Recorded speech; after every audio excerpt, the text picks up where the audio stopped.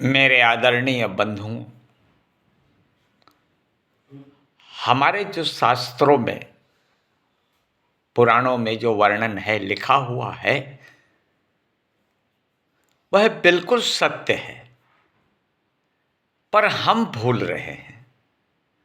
अरे, जिस देश की परंपरा ही गुरु और शिष्य के ऊपर आधारित है, वहां पर किसी प्रकार का भी सारा भ्रम जो हम लेकर के बैठे और जिस भ्रम में हम भटक रहे हैं, वह भ्रम ही हमारी भूल है। और भूल का कारण यही है कि हमने उन शास्त्रों को समझने का प्रयास नहीं किया।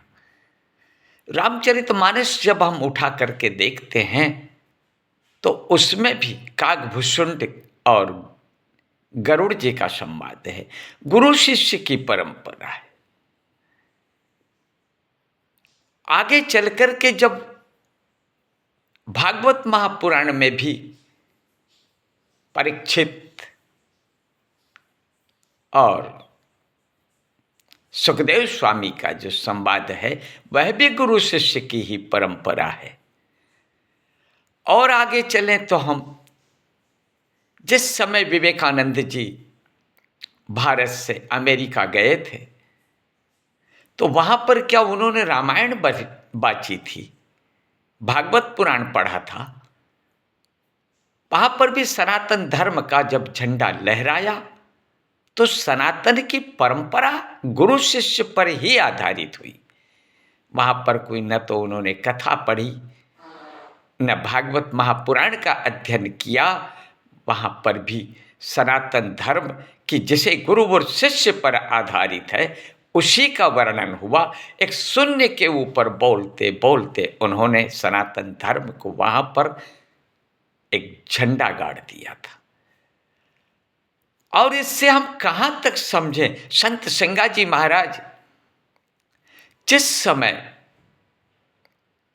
भामगढ़ लुट चुका था और जब वहां पर वो पहुंचे, तो जैसे पहुंचते हैं तो वहां डाकुओं के बीच में जाकर के उन्होंने कोई चमत्कार नहीं किया। सब परंपरा से हमारे संतों ने वहां पर ऐसा ज्ञान दिया।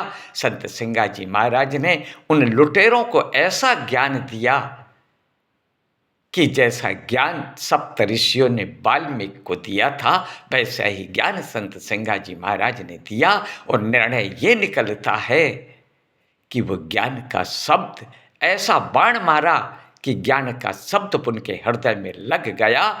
उनसे पूछा, बोले तुम कब से कर रहे हो? उन्होंने कहा कि जीवन बीत गया।